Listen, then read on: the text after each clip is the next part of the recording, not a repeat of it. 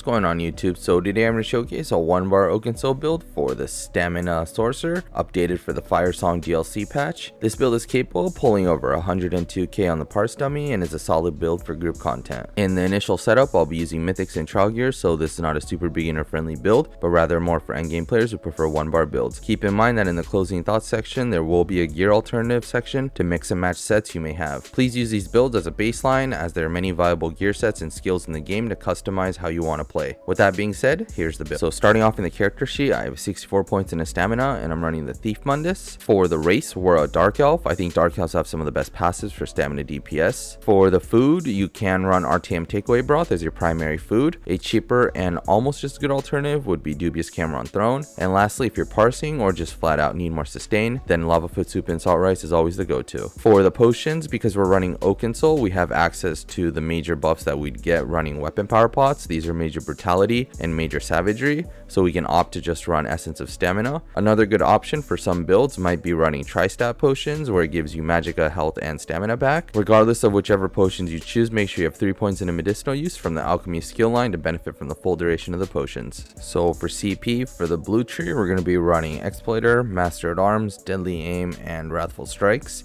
For content, if you need more crit damage or don't have access to off balance, swap out Exploiter for Fighting Finesse or Backstabber.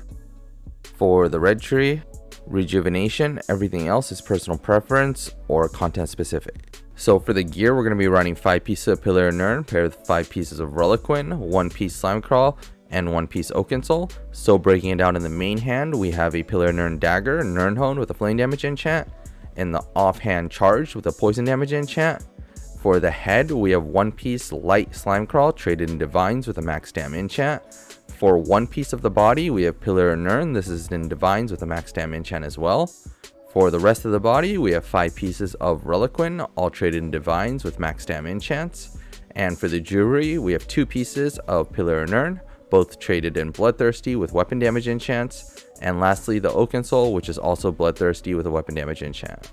For the skills, we're going to be running Daedric Prey, Rapid Strikes, Crystal Fragments, Volatile Familiar, Twilight Tormentor, and Greater Storm Atronach. For the rotation, keep up Daedric Prey every 6th skill. Volatile Familiar will be kept up dynamically. Your spammable is Rapid Strikes, and then use Crystal Fragments when it procs. And then your Twilight Tormentor is just there for the passive damage, and your Greater Storm Atronach just drop whenever it's ready. So for closing thoughts, first up, I definitely recommend running tri-stat potions for this, because you do use a decent amount of magicka depending on how often your Crystal Fragments proc. Second, I did test out bound armaments instead of crystal frags, and it was just a few k DPS lower. And then I also did test out dropping crystal frags and running Hurricane, which was also a few k DPS lower. I think running the procced frags was the highest DPS that I could get. For the flex spot, I think either Twilight or crystal frags would probably be the skill to replace.